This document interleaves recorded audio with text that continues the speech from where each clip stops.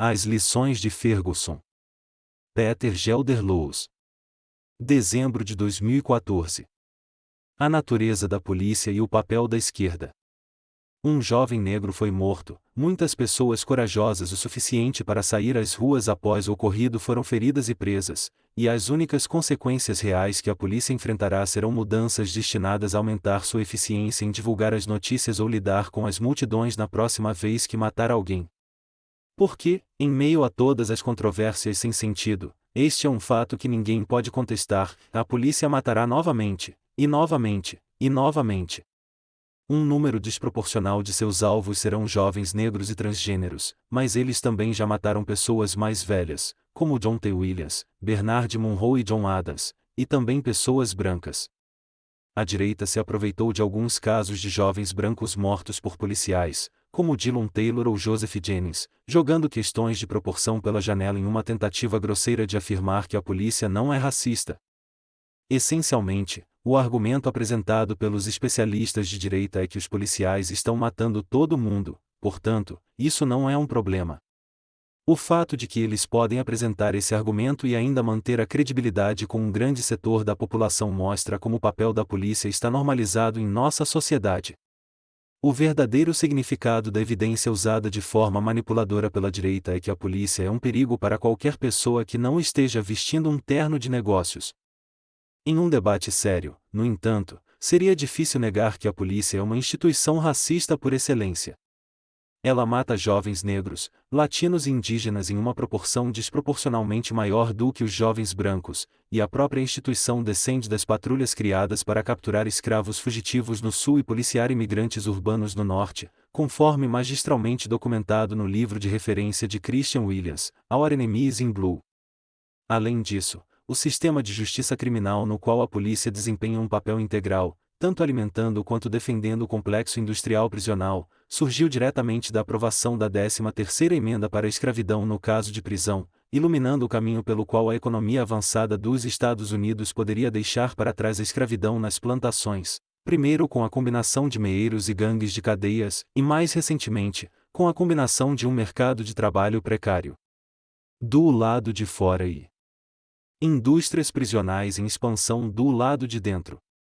Entretanto, embora a polícia não afete a todos igualmente, ela afeta a todos nós. Todos que não são ricos podem ser alvo da violência policial, e qualquer pessoa que lute por um mundo mais livre e mais justo se coloca diretamente na mira dos policiais. Durante os tumultos de Oscar Grant em Oakland ou os protestos de John T. Williams em Seattle, muitos jornalistas, acompanhados de perto por porta-vozes progressistas, denunciaram as pessoas brancas que saíram às ruas indignadas com os assassinatos cometidos pela polícia. Com um racismo dissimulado, eles classificaram os anarquistas brancos como os líderes do tumulto, silenciando os anarquistas de cor, bem como os muitos jovens de cor sem nenhuma ideologia visível, que muitas vezes foram os mais ativos nas ruas ou na luta contra a polícia.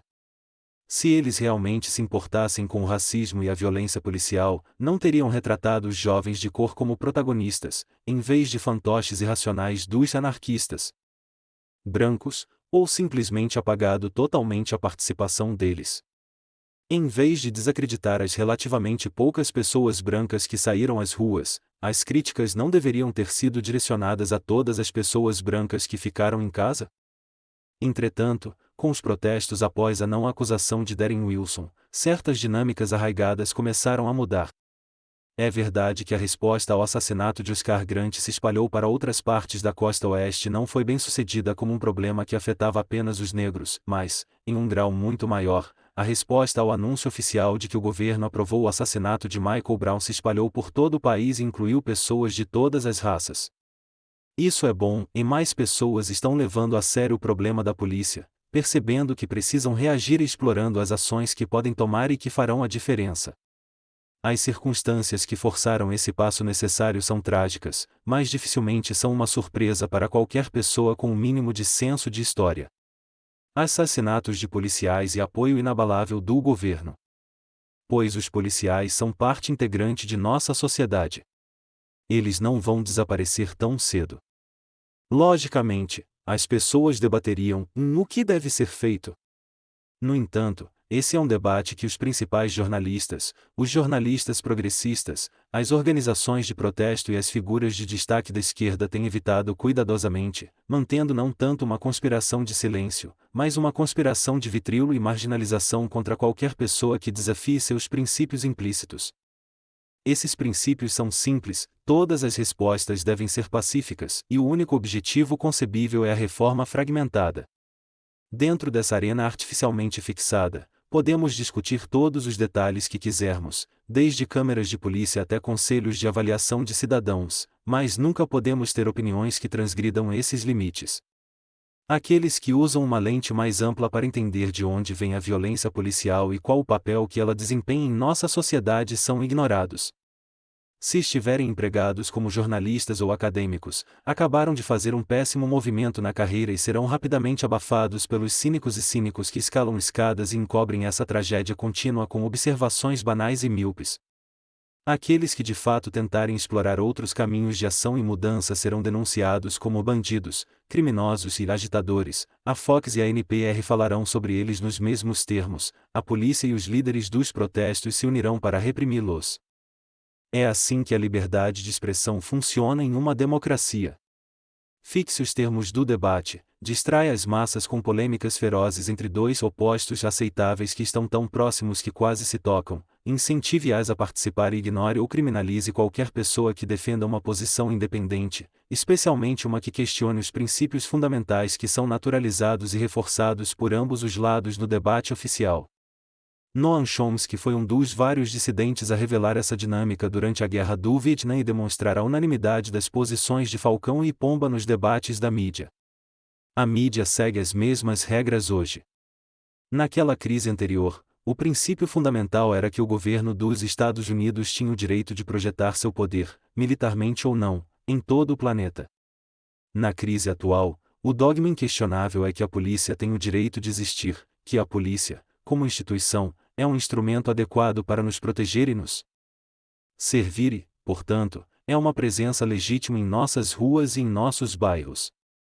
Nesse debate, a direita afirma que a polícia está funcionando muito bem, enquanto a esquerda afirma que são necessárias mudanças para que ela funcione melhor.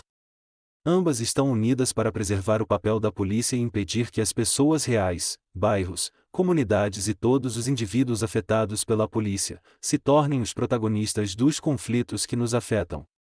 Da mesma forma, ouvimos com frequência os esquerdistas afirmarem que as prisões não estão funcionando, demonstrando uma ignorância intencional quanto ao real objetivo das prisões. Infelizmente, apesar de todas as suas distorções e manipulações, a direita está sendo mais honesta. Tanto a polícia quanto as prisões estão funcionando muito bem. De acordo com seu projeto, eles estão trabalhando contra nós. Na esquerda, encontramos uma mistura trágica de cínicos sem noção com ingênuos sem esperança. Nenhuma pessoa séria pode afirmar que qualquer uma das reformas propostas fará uma diferença real, e, de fato, a maioria já foi tentada. O treinamento de sensibilidade racial apenas torna os policiais melhores em esconder seu racismo. Certamente não toca nas hierarquias subjacentes que a polícia serve para proteger. A supervisão civil, na melhor das hipóteses, pode fazer com que algumas maçãs podres sejam forçadas a se demitir, e raramente atingem esse nível de potência. Não importa, as burocracias sempre souberam como tornar pessoal individual dispensável para proteger a estrutura de poder maior, e nenhum governo no mundo deu aos conselhos de supervisão mais poder do que às instituições que eles deveriam monitorar, não quando essas instituições são vitais para o bom funcionamento da autoridade. Quanto às câmeras, elas apenas aumentariam o poder da polícia, ampliando a intrusão da vigilância governamental em nossas vidas. Os assassinatos de Eric Garner e Oscar Grant foram gravados e nada mudou. O fato é que a grande maioria dos assassinatos cometidos por policiais é perfeitamente legal. Como isso pode ser uma surpresa? As mesmas pessoas que se beneficiam da violência policial são as que escrevem as leis ou fazem com que os legisladores sejam eleitos. A única vítima real das câmeras de polícia seriam as pessoas que decidissem se defender dos policiais, uma ação que, por mais justificada que seja, nunca é legal. Se os policiais usassem câmeras, qualquer pessoa que levantasse a mão contra eles seria agravada. Mas os reformadores não estão pensando em autodefesa, estão? E esse é o ponto crucial da questão. A questão da autodefesa contra a polícia é algo que não nos é permitido considerar, mas é a única que faz sentido. A polícia não existe para proteger a sociedade do canibalismo e do caos generalizados, como em uma fantasia paranoica do Batman. Ela existe para proteger os que têm dos que não têm, para manter o monopólio do Estado sobre a violência e para compensar nossa capacidade atrofiada de resolução de conflitos. Outra das muitas prerrogativas que o Estado roubou de nós, seja a falta de capacidade de bater na porta do vizinho quando ele toca música muito alta ou de recorrer a uma rede mais ampla de laços familiares e comunitários para lidar com um relacionamento abusivo.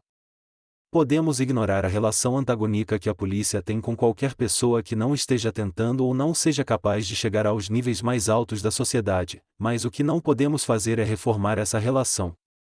É por isso que é necessário falar sobre autodefesa contra a polícia. Mas não estamos lidando com um debate aberto entre duas posições iguais, reformar ou revidar. Em primeiro lugar, isso se deve ao fato de os reformadores se unirem consistentemente a todas as instituições dominantes, inclusive aos policiais sanguinários aos quais dizem se opor, para silenciar, marginalizar, criminalizar ou demonizar qualquer pessoa que decida revidar contra a polícia. Eles não se envolvem em debates porque só podem perder, em vez disso, fazem uso de todas as mentiras, distorções e da amnésia generalizada perpetuada pela mídia especificamente para evitar um debate. Em segundo lugar, os reformadores são parasitas. Eles não existiriam sem aqueles que revidam. Ninguém fora de suas respectivas comunidades jamais teria ouvido falar de Oscar Grant ou Michael Brown se não fosse pelos manifestantes. Os recentes protestos em todo o país só foram possíveis porque as pessoas em Ferguson estavam provocando incêndios, saques, jogando pedras e molotovs e atirando em policiais durante 10 dias em agosto. Se os reformadores fossem sinceros, agradeceriam àqueles que saíram às ruas por terem chamado a atenção do país para o problema e, em seguida, divergiriam respeitosamente sobre as táticas e as metas escolhidas, apresentando um caso histórico de por que as táticas pacíficas e as metas reformistas são mais adequadas para alcançar uma mudança real. De celebridades parasitas como Jesse Jackson a uma sopa de letrinhas de ONGs, os esquerdistas chegam de avião, colocam-se à frente de algo que não começaram e trabalham lado a lado com a polícia para tentar acalmar os ânimos. Esses ativistas profissionais não têm um programa próprio, eles são apenas extintores de incêndio profissionais. E no caso de Ferguson, eles são a ferramenta mais valiosa do governo. Porque não foi a polícia ou mesmo a Guarda Nacional que conseguiu acabar com o tumulto, mas esses ativistas profissionais. Seu cinismo vai além da relação parasitária e traiçoeira que eles têm com aqueles que realmente se arriscam lutando para expulsar a polícia de seus bairros, e além de seu retrato racista das pessoas de cor locais que estão na linha de frente da luta como bandidos ou peões involuntários de agitadores externos. Eles chegam ao ponto de usar as famílias dos que foram assassinados pela polícia. Na verdade, a essa altura, isso parece fazer parte de seu manual. Se a família convoca um protesto pacífico, como fizeram as famílias de John T. Williams ou Michael Brown, eles fazem valer a lei e marginalizam qualquer um que tente reagir de forma mais combativa, acusando-os de desrespeitar a vítima e de serem agitadores sem coração que estão se aproveitando da tragédia para semear o caos. No entanto, as famílias não são as únicas que têm o direito de reagir aos assassinatos cometidos pela polícia. Quantos de nós gostaríamos que nossos pais escrevessem nosso epitáfio? Quantos de nós confiaríamos em nossos amigos mais do que em nossas famílias para saber o que gostaríamos de ter feito se fossemos mortos? Embora a amizade não seja um relacionamento reconhecido por lei, os amigos de uma vítima também foram diretamente afetados e devem ter uma palavra a dizer sobre a resposta adequada. Na verdade, os amigos e colegas desempenharam um papel importante em muitas das revoltas contra a polícia nos últimos anos, embora sua participação tenha sido amplamente ocultada pela mídia e pelos pacifistas. Isso não termina aí.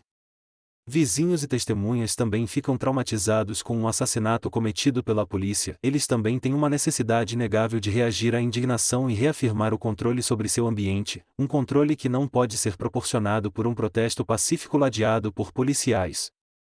E se não estivermos lidando com um assassinato isolado, mas com um problema sistemático, como é o caso dos assassinatos cometidos pela polícia, então todos são afetados e todos têm a necessidade de reagir. Não deveria ser necessário ressaltar que isso afeta a todos nós. Mas o discurso pacificador e paralisante dos reformadores rompe especificamente com a solidariedade. Em vez de incentivar todos nós a sentir o dano causado a outra pessoa como um dano causado a nós mesmos, todos nós devemos ficar em segundo plano para o que a família quer. O nível de hipocrisia é irritante quando você percebe que os ativistas profissionais que pregam a paz não dão a mínima para a família de Michael Brown ou de qualquer outra pessoa assassinada pela polícia. Os membros da família são apenas peões em suas agendas. Quando o adolescente de Durham, Jesus Shui Huerta, foi morto a tiros no banco de trás de um carro da polícia há um ano, sua família rejeitou os gestos vazios de reconciliação do departamento de polícia e não denunciou as pessoas que brigaram com os policiais por causa do assassinato. Não é coincidência que os esquerdistas locais tenham se calado repentinamente sobre o que a família queria. E após a não acusação, quando o padrasto de Michael Brown, Louis Red, incitou uma multidão a queimar esse filho da puta, quantos reformadores decidiram de fato seguir seu exemplo? Em vez disso, todos se esforçaram para provar que ele não estava falando sério, divulgando um pedido de desculpas que ele emitiu cerca de uma semana depois, uma reconciliação que pode ter sido ajudada pelo fato de Red estar enfrentando uma investigação criminal e já ter sido demonizado na mídia por uma reação que, pelo menos em Ferguson, era de senso comum para milhares de pessoas. Esse é um ótimo exemplo de opiniões que não podemos ter e de como o sistema jurídico, a mídia e a esquerda trabalham juntos para punir e apagar essas opiniões. Foi um triunfo para esse triunvirato de controle social o fato de a maioria dos protestos em todo o país ter sido tranquila, com questões legais que conseguiram aplacar a raiva das pessoas, mas incêndios, tumultos e bloqueios de rodovias de Oakland a Boston indicam que esse controle está finalmente começando a cair.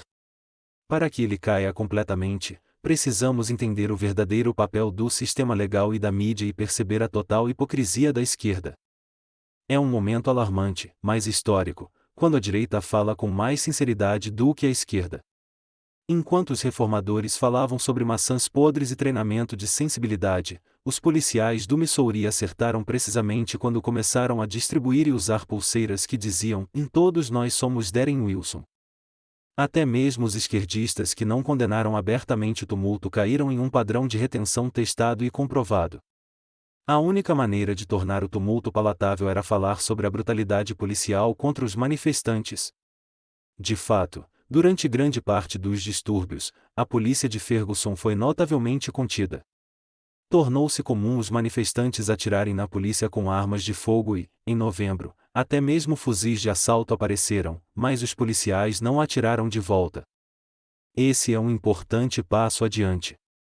Diante de uma instituição policial que tem carta branca para matar, as pessoas estão começando a valorizar suas próprias vidas em detrimento das leis da elite. No entanto, para os reformadores que não conseguem conceber uma oposição total a nenhuma das instituições existentes, essa narrativa não faz sentido. As pessoas normais só podem ser vítimas, nunca protagonistas. E criticar a polícia significa não falar sobre os momentos em que os policiais realmente temem por suas vidas e não agem com total impunidade. A falta de pensamento estratégico é surpreendente. No que diz respeito aos governos, os Estados Unidos são famosos por serem particularmente rigorosos e restritos na eliminação da resistência. Ele militariza seus policiais, aplica sentenças muito mais longas do que o que seria considerado justo na maioria dos outros países e não se digna se envolver em equilíbrios de compromisso e paz social como fazem as democracias sociais. Para superar a brutalidade com que o governo dos Estados Unidos liquidou os movimentos de libertação dos negros e dos nativos nos anos 60 e 70, seria preciso olhar para o Irã ou para a China. No entanto, agora, em Ferguson, e em muitas outras cidades em novembro passado, os policiais e seus mestres estavam assustados o suficiente para que, quando as pessoas começaram a se revoltar, saquear, levar armas para os protestos e fechar as rodovias, as autoridades não responderam com um motim policial ou uma repressão militar. Em grande parte, suas mãos estavam atadas. Por quê? Do que eles tinham medo? Certamente não se tratou de um protesto pacífico ou de uma cobertura ruim da mídia. responder a essa pergunta de forma mais completa e colocar as respostas em prática é o segundo passo para acabar com a violência policial de uma vez por todas. 9 de dezembro de 2014. O que funcionou no passado? O anúncio da não acusação de Darren Wilson me pegou na estrada, viajando para visitar a família no feriado de Ação de Graças. No dia seguinte, me vi em um protesto, um dos mais de 100 que estavam ocorrendo em todo o país.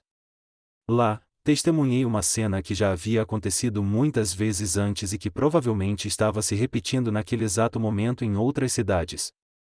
Alguns manifestantes tinham acabado de vandalizar um restaurante Yup em uma rua que estava sendo alvo de forte gentrificação naquela cidade em particular. As janelas foram pintadas com spray com um slogan relacionado ao assassinato de Michael Brown, e o painel de sanduíches do restaurante foi roubado e levado para as ruas. "O que vocês estão fazendo?", reclamou um jovem branco, olhando com uma combinação de choque e repulsa. "Estamos aqui para protestar por Michael Brown."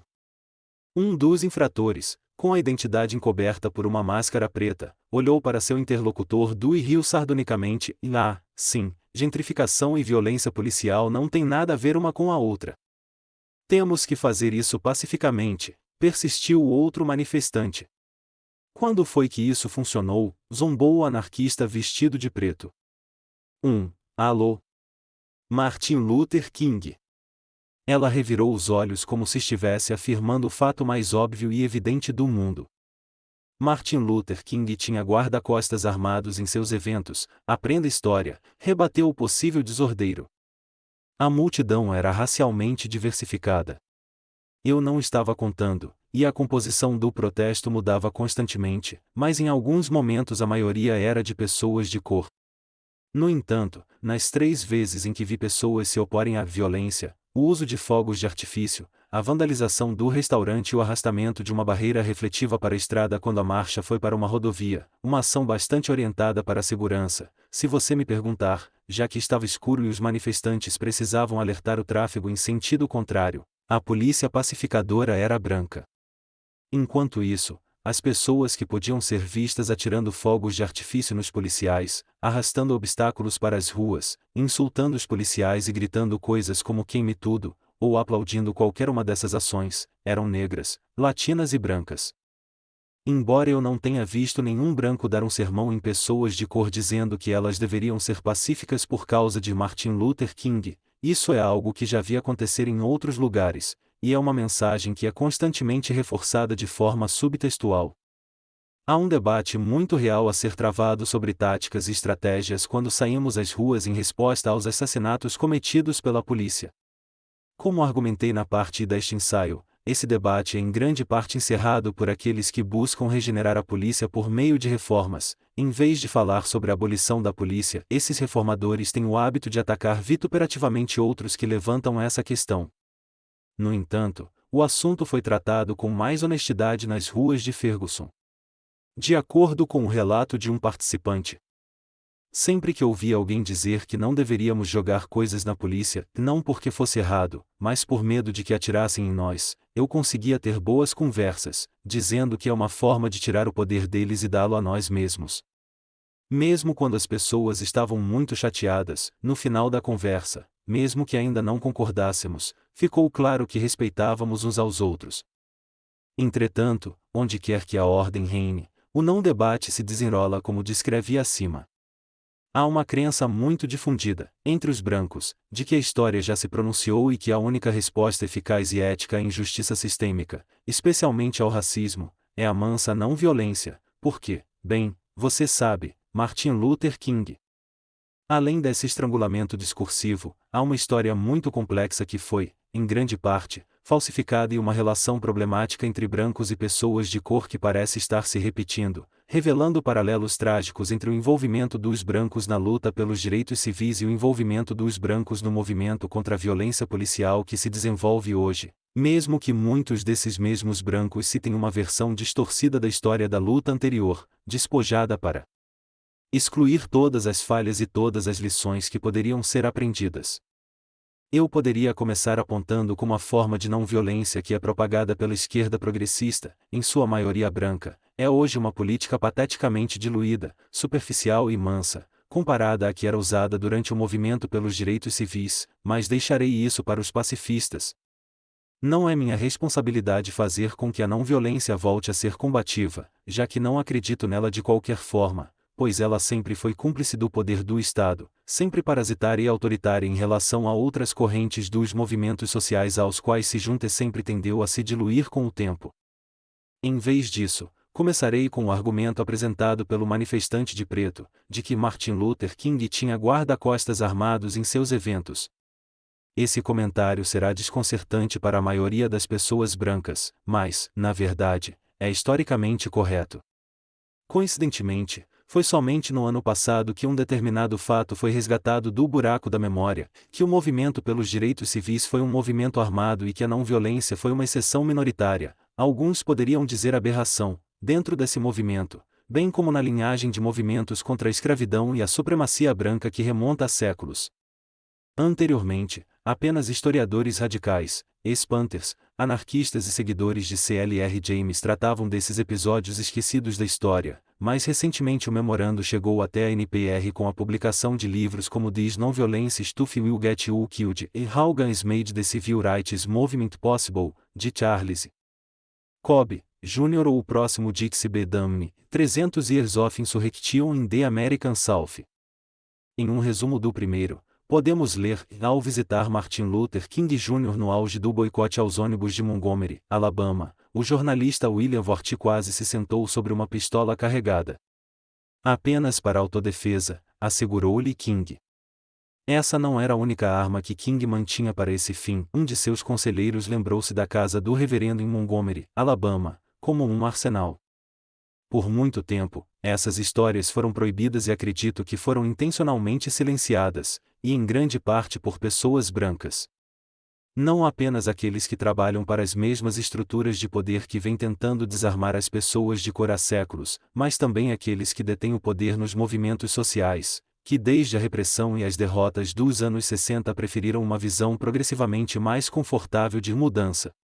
É lamentável para as autoridades que essas histórias proibidas estejam sendo ressuscitadas agora, bem a tempo para uma sociedade pós-Ferguson, mas ainda enfrentamos uma batalha difícil para devolver essa memória histórica à consciência coletiva.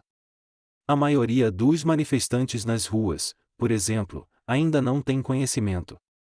E um dos principais obstáculos, talvez carrasco seja um termo mais preciso, já que eles dificilmente desempenham um papel passivo, para a disseminação desse conhecimento são os mesmos brancos progressistas que estão sempre prontos para dizer um incisivo Martin Luther King, mais rápido do que um policial pode sacar sua arma. Até agora, as histórias que chegaram ao mainstream ainda mantêm o mito do caráter dominante da não-violência nos movimentos do passado. No livro de Cobb, por mais valioso que seja, a autodefesa armada ainda é auxiliar de um movimento de desobediência civil. E, embora os defensores da não-violência devam saber que a desobediência civil nunca funcionou contra um inimigo assassino, como a clã ou a polícia, sem recorrer à autodefesa armada ou cair em um relacionamento simbiótico com uma ala combativa do mesmo movimento, esse é, em última análise, o problema deles.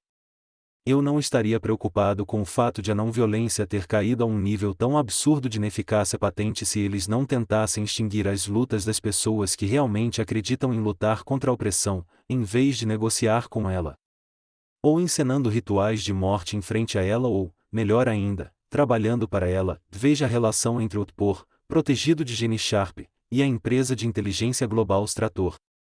Durante todo o movimento pelos direitos civis, havia uma tensão subjacente entre a não-violência, embora uma não-violência armada, e os caminhos de luta que enfatizavam a autodefesa e não buscavam compromisso com as estruturas de poder existentes.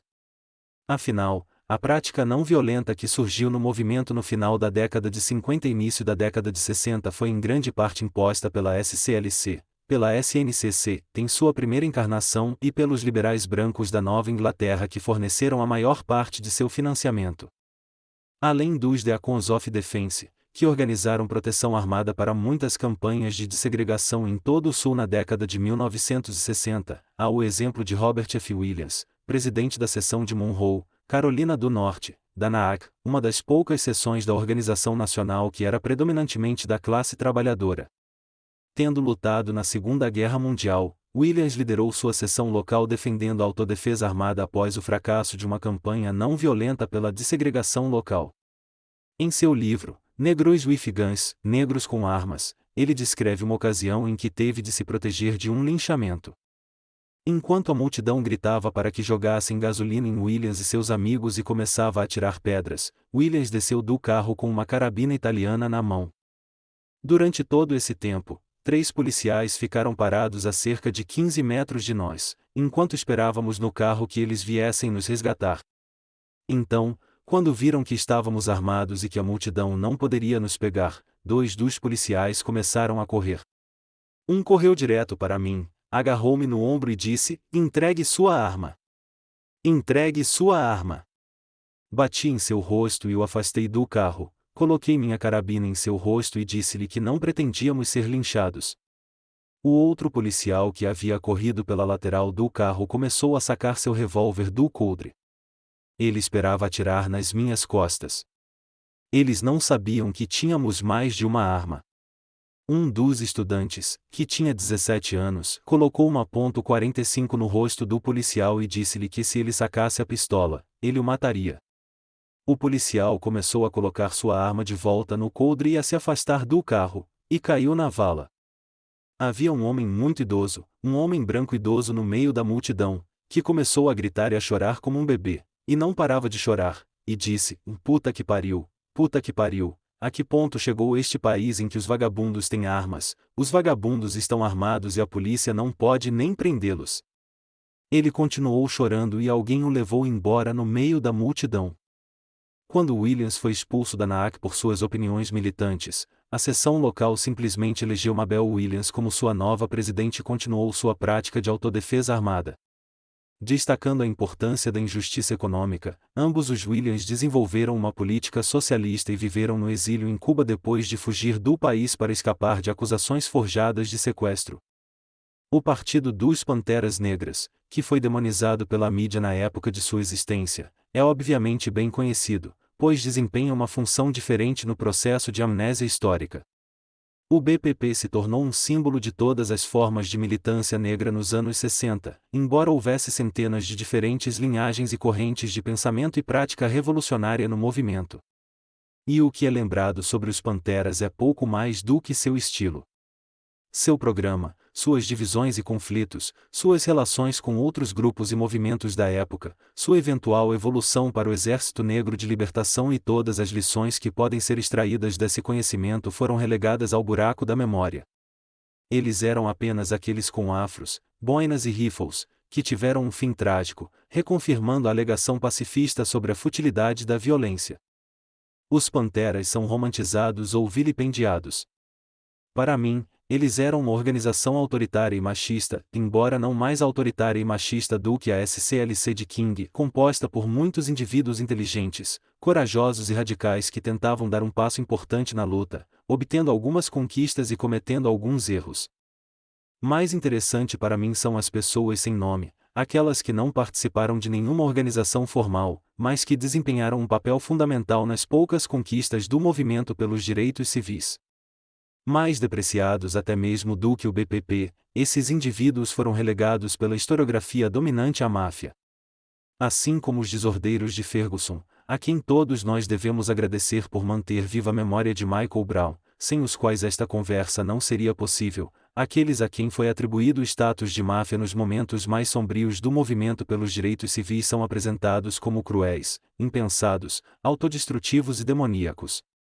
De fato, o membro da máfia é nada mais nada menos do que o arquétipo de uma pessoa de cor, na imaginação da supremacia branca.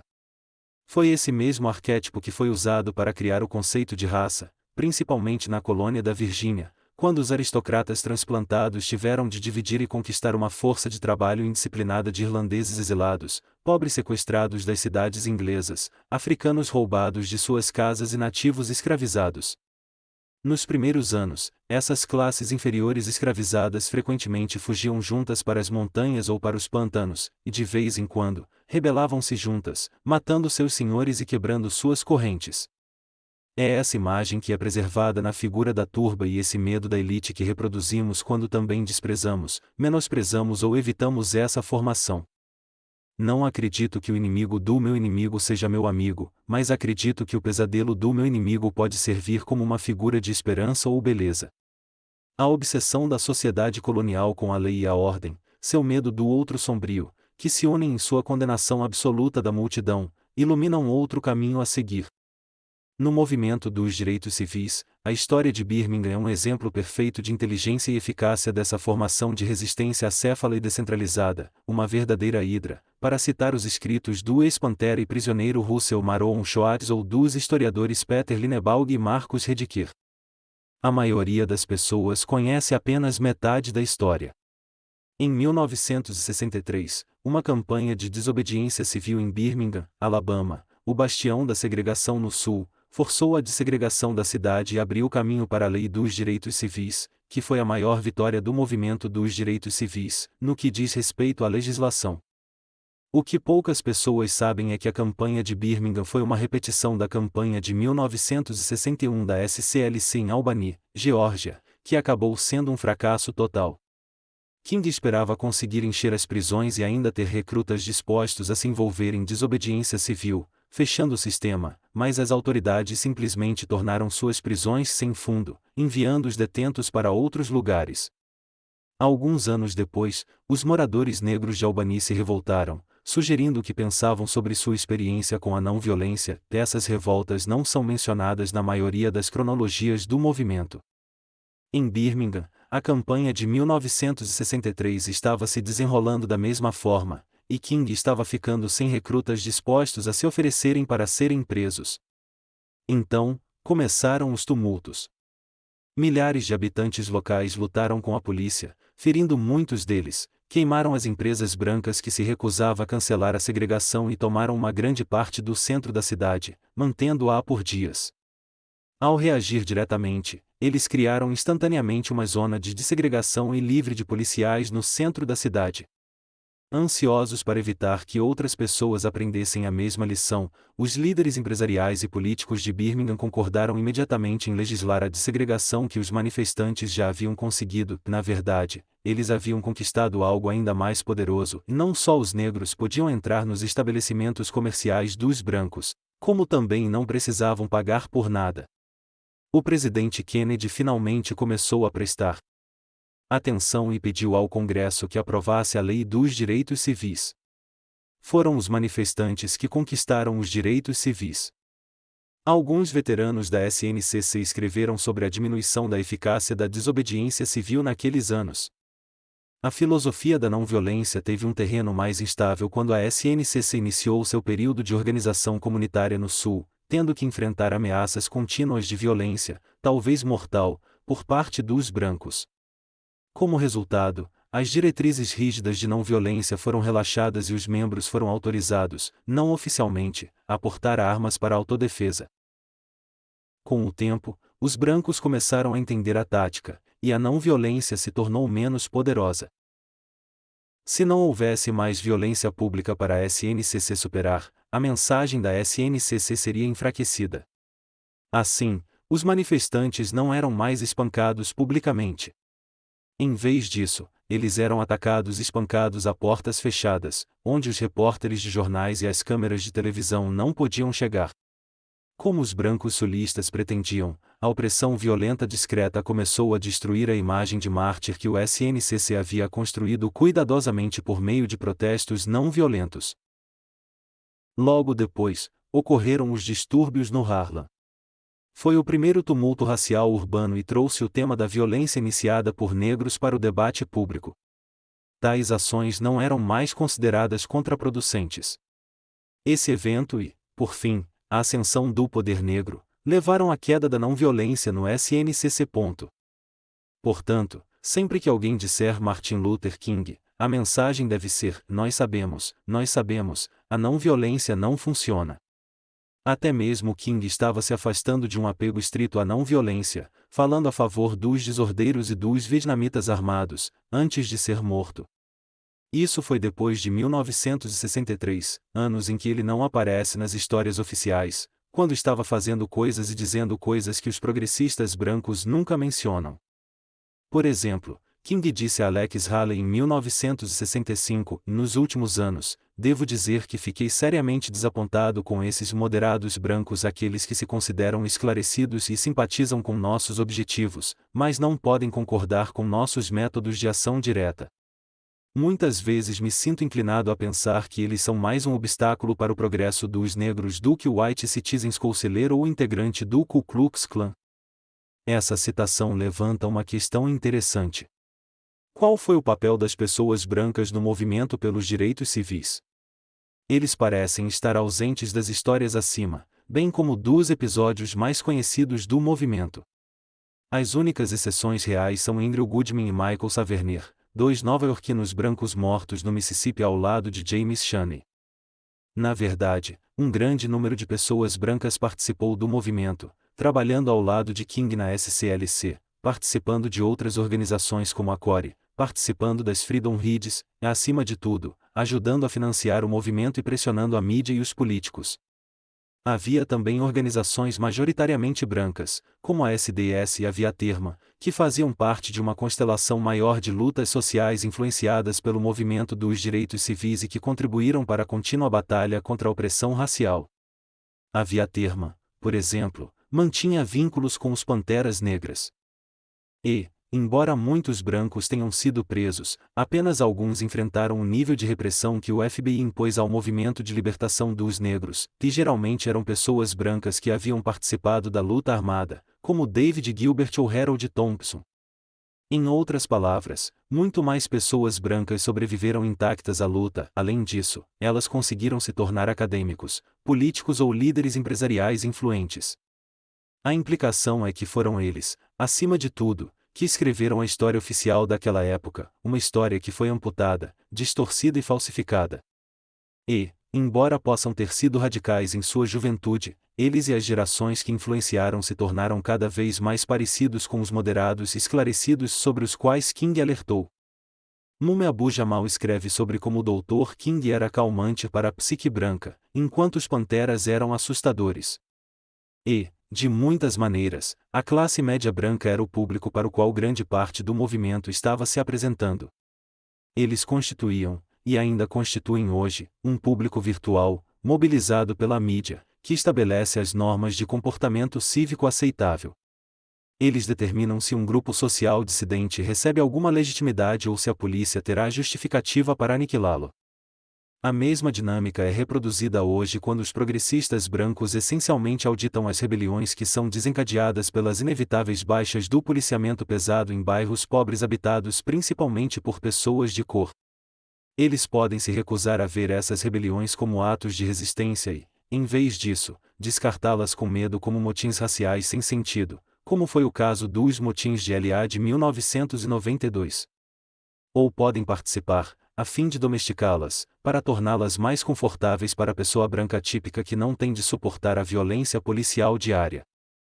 Não estou absolutamente dizendo que a não-violência é coisa de branco, e que a violência é o que as pessoas de cor usam. Não acredito que a raça predetermine as opiniões ou experiências das pessoas, embora ela gere padrões em termos do que as pessoas são submetidas em uma sociedade racializada. Sei que nas comunidades negras de resistência, para citar um exemplo, ainda há debates sobre as lições a serem tiradas dos direitos civis e do movimento de libertação dos negros. Pessoalmente, inspiro-me no pensamento de alguns Spanters, como Ashanti Alston, Russell Maroon Schwartz e Lorenzo Comboa Ervin. Há também veteranos da ala mais militante da luta que ainda acreditam em um método hierárquico, de inspiração maoísta, e ainda há aqueles que acreditam na não-violência. Embora eu ache que uma leitura honesta da história refute o lugar comum de que a não-violência funcionou, que é basicamente o que as pessoas brancas querem dizer quando exclamam Martin Luther King, não acho que a história seja unívoca, que leve a respostas únicas e corretas sobre como criar um mundo melhor. Além disso, como poderia haver uma única resposta? Cada indivíduo e cada comunidade tem necessidades diferentes, e todos enfrentam consequências diferentes quando enfrentam esse sistema. Uma pessoa de cor enfrentará um risco maior de ferimento ou prisão se revidar do que eu. Isso significa que não posso tomar decisões táticas por outra pessoa. Mas, nas mãos de muitos progressistas brancos, esse fato se transforma no argumento de que revidar é privilegiado, algo que somente pessoas brancas podem fazer. Essa afirmação é tão paternalista quanto imprecisa. Embora o método Black Bloc de revolta ainda seja realizado principalmente por pessoas brancas, afinal, ele foi importado da Alemanha, essa é apenas uma das muitas maneiras que as pessoas escolhem para revidar. De fato, uma política de conforto, a capacidade de discordar sem ser punido, é um dos privilégios que definem a branquitude, embora as pessoas brancas tenham que seguir certas regras para usufruir disso. E a paz é a principal dessas regras. Quando algo como Ferguson acontece, as pessoas de cor aparecem repentinamente na mídia em maior quantidade, pedindo a não violência. Os progressistas brancos interpretam isso como uma confirmação de que sua posição não é influenciada pela raça e que, na verdade, sua política de conforto é apenas uma forma de serem bons aliados seguindo a liderança das pessoas de cor. Mas é exatamente assim que eles devem reagir. A legitimação da não-violência não passa de um espetáculo, e eles são o público-alvo. Não sei se os ativistas, ministros e acadêmicos que a mídia coloca no papel de líderes comunitários participam de debates justos em suas comunidades, se estão tomando boas decisões táticas em suas circunstâncias ou se acreditam no que estão dizendo. Não cabe a mim dizer isso. Independentemente disso, eles são usados como figuras de proa pela mídia branca para transmitir uma mensagem tranquilizadora a um público branco. Os mesmos ativistas, com as mesmas credenciais, não receberiam tempo de antena das grandes corporações de mídia ou das grandes ONGs e organizações de protesto, que dependem principalmente da filantropia branca, se questionassem a validade da não-violência.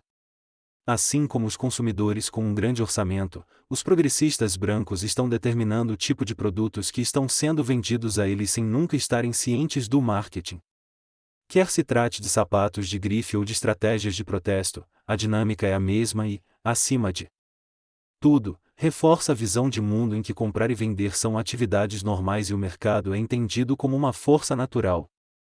Não acho que seja um exagero ver essas opiniões como produtos, pelo menos quando estão sendo embaladas pela mídia. Em todos os níveis do tratamento espetacular desse conflito, as relações de propriedade estão se impondo sobre e contra a vida humana. Quando crianças estão sendo baleadas nas ruas, alguns vigilantes estão pegando em armas não contra a polícia, mas contra os saqueadores, para defender os direitos de propriedade. Por outros meios, os defensores da não-violência estão fazendo a mesma coisa, já que a condenação dos tumultos, acima de tudo, um apoio à santidade da propriedade sobre a vida. Acho que pode ser positivo o fato de que mais pessoas brancas estejam finalmente reagindo à violência policial e indo às ruas, mas não se elas participarem do movimento em andamento da mesma forma que participaram do movimento pelos direitos civis. Afinal de contas, o movimento atual é, em muitos aspectos, uma continuação dos direitos civis. E esses últimos foram apenas uma manifestação da luta secular contra a opressão e a dominação que, neste país, tem sido em grande parte relacionada à raça, devido à forma como a América do Norte foi colonizada. Há um forte argumento para a afirmação de que o movimento dos direitos civis não venceu nem terminou.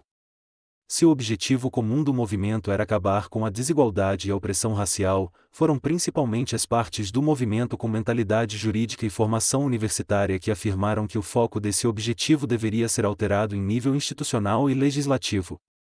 Suas afirmações se mostraram falsas. Talvez as únicas vitórias concretas do movimento tenham sido acabar com a segregação de Jim Crow, instituir uma base legal para a igualdade racial e aumentar substancialmente a porcentagem de eleitores negros registrados. Pelo menos no que diz respeito às evidências estatísticas, essas mudanças não foram acompanhadas por um aumento na qualidade de vida dos negros e de outras pessoas de cor, nem por uma diminuição substancial das desproporções entre brancos e pessoas de cor em nenhum critério significativo, desde a renda até o encarceramento e os assassinatos pela polícia. A segregação de Jim Crow acabou, mas uma forma mais sutil de segregação que já havia sido desenvolvida em cidades do norte, de Nova York a Chicago, na época do movimento pelos direitos civis, é a lei do país. Quando os administradores municipais sentiram o cheiro da mudança nos anos 50 e 60, eles solicitaram subsídios federais para a renovação urbana e demoliram bairros negros prósperos em todo o sul, desde lugares como a pequena e rural Harrisonburg, onde eu morava, até Arlens do Sul, centros culturais como Richmond e Miami. Em seus lugares, foram construídos rodovias e incineradores, ou novos prédios para empresas brancas e novos projetos habitacionais para os moradores negros desalojados em bairros menos desejáveis. O Departamento de Habitação e Desenvolvimento Urbano provou ser uma arma muito mais potente do que a Ku Klux Klan para a manutenção de um sistema de supremacia branca. E quem precisa da Ku Klux Klan quando se tem o Google? Mesmo mais eficiente do que uma poderosa burocracia governamental, empresas de tecnologia como a Google ou a Microsoft estão rapidamente gentrificando bairros historicamente negros e latinos, de São Francisco a Seattle. Se você considerar que o limite externo da gentrificação de São Francisco é Oakland, esses dois pontos de referência do novo estilo de gentrificação se alinham com os locais de algumas das batalhas mais ferozes e inovadoras contra os assassinatos cometidos pela polícia nos últimos 5 anos, os casos de Oscar Grant e John T. Williams. Isso não é uma coincidência. O policiamento é crucial para a gentrificação de um bairro, bem como para a manutenção do status de favela em bairros pobres como Ferguson, que o sistema negligencia intencionalmente. E, embora muitos aspectos das estratégias policiais nesses dois tipos de bairros sejam diferentes, teoria das janelas quebradas e policiamento hiperagressivo contra delitos de qualidade de vida no primeiro, operações de estilo militar, negação de serviços e até mesmo cumplicidade com o tráfico de drogas no segundo, ambas as estratégias resultam em assassinatos de pessoas de cor. Embora a mídia e as outras instituições que nos educam tenham nos isolado de nossas histórias e tenham conseguido uma amnésia social generalizada, somos afetados pelo passado e continuamos a desempenhar dinâmicas que começaram há muito tempo. O fato de fazermos referência às histórias dominantes ou às histórias subversivas, às histórias das pessoas, determina se aprenderemos com os erros do passado ou se os repetiremos. A não-violência tem a duvidosa honra de narrar histórias de pessoas que são quase idênticas à história oficial. A não-violência funcionou, o movimento pelos direitos civis venceu e assim por diante. No protesto de solidariedade a Ferguson do qual participei, um jovem negro, antes de nos incitar a queimar tudo, disse que isso vem acontecendo desde Mankato. Ele estava se referindo a uma história muito diferente da pessoa branca que tentou deter alguns vândalos gritando Martin Luther King. Louis decidiram pegar em armas contra a polícia, primeiro em agosto, após a morte de Michael Brown, e novamente em novembro, após o anúncio da não acusação de Darren Wilson. Tanto os defensores da não-violência quanto a mídia têm minimizado o uso de armas pelos manifestantes, mas o tiroteio, apontado para o ar ou diretamente para a polícia, tem sido uma característica transformadora, diferenciando Ferguson das respostas anteriores aos assassinatos cometidos pela polícia e apresentando um perigo real e, portanto, um limite para os policiais, bem como um perigo para os manifestantes, vários dos quais foram feridos por fogo amigo. Em vez de nos esquivarmos do perigo, não deveríamos ao menos falar sobre se ele é preferível à guerra unilateral que a polícia, em tempos de paz social, está continuamente travando contra alguns de nós? Cabe à Fox News denunciar aqueles que pegam em armas como bandidos irracionais ou demônios. Acho que as pessoas que vivem na linha de frente da guerra travada pela polícia sabem exatamente do que se trata. Também acho que deveríamos lhes conceder o respeito de colocá-los na mesma tradição de Robert Williams e da Naakd Monroe, dos Panteras e das milícias de escravos libertos um século antes. Há também muitos negros em Ferguson ou em outros lugares que optaram por reagir pacificamente. Alguns têm um medo muito real de serem alvejados pela polícia. Outros são carreiristas ou pertencem a organizações vanguardistas como o novo Partido dos Panteras Negras, denunciado de maneira bastante uniforme pelos membros dos Panteras originais. Alguns querem fazer com que uma estratégia não violenta funcione nas circunstâncias atuais. Outros queriam dar aos tribunais a chance de corrigir o erro do assassinato de Michael Brown e, desde então, desistiram de uma resposta pacífica. Como branco, tenho de me perguntar como me relacionar com essa luta. Os proponentes brancos da não-violência geralmente tentam classificar outros brancos que se envolvem em táticas mais arriscadas e combativas como privilegiados e racistas, enquanto eles se classificam como aliados que seguem a liderança das pessoas de cor. No entanto, aqueles que eles afirmam seguir de forma simbólica são os que a mídia deu mais voz e os que estão pregando a forma exata de protesto pacífico pela qual eles já têm preferência, que não exigirá que eles saiam de sua zona de conforto ou enfrentem um nível de confronto com a polícia que seu privilégio geralmente os protege. Claramente, as pessoas em Ferguson responderam com uma variedade de formas de resistência. Fico com o estômago revirado quando pessoas de fora basicamente vão às compras e escolhem a forma que se encaixa em suas preferências preconcebidas e noções de resistência, e depois afirmam que estão em solidariedade a Ferguson, como se fosse um corpo homogêneo. Acho que a verdadeira solidariedade só pode existir entre pessoas ou grupos que têm suas próprias lutas autônomas.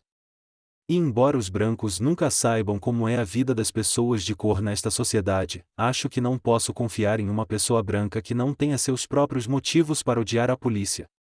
Se eles fizerem todas as escolhas certas que os brancos são ensinados a fazer, ir para a universidade, conseguir um emprego bem remunerado, ser um bom cidadão e, se tiver que protestar, fazê-lo pacificamente, se tiver que se revoltar, fazê-lo em um jogo esportivo, eles não terão nenhuma razão para odiar a polícia. Faça isso em um jogo esportivo. É possível que não tenham tido nenhuma experiência com um policial pior do que uma discussão sobre uma multa por excesso de velocidade, embora eu ache que uma certa visão dogmática do privilégio branco apague as experiências de brancos pobres ou brancos com problemas de saúde mental, que muitas vezes têm desentendimentos humilhantes com policiais e que são frequentemente atraídos por discursos de direita, talvez porque somente a direita lhes conceda o status de vítima. Mas se não fizerem as escolhas normalizadas, se não aceitarem os limites do que se supõe ser a liberdade sob o capitalismo democrático, aprenderão em primeira mão, seja em seus próprios corpos ou vendo isso acontecer com entes queridos, sobre prisão, tortura policial e espancamentos, vigilância, repressão e presunção de culpa.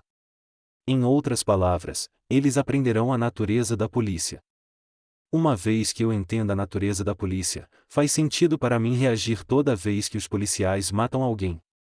Solidariedade significa que procuro outras pessoas que estejam enfrentando o mesmo problema, embora inevitavelmente de uma perspectiva diferente.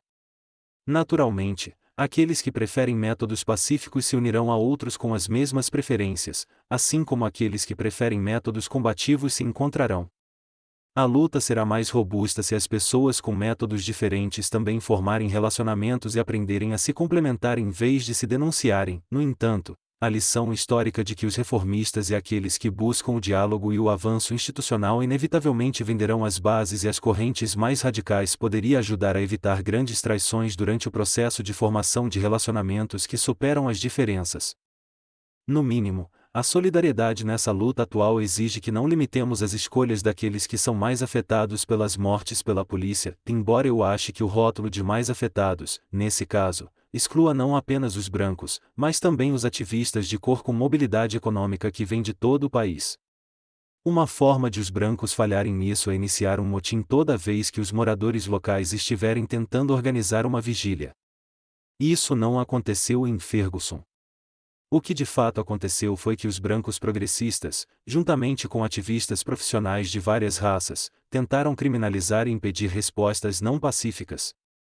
Eles enfrentaram uma batalha difícil em Ferguson, mas conseguiram pacificar os eventos de solidariedade em todo o país, impedindo que os manifestantes tomassem o exemplo das pessoas em Ferguson, sentissem raiva no mesmo nível ou se engajassem no mesmo processo ousado de tomar o espaço e aprender a revidar.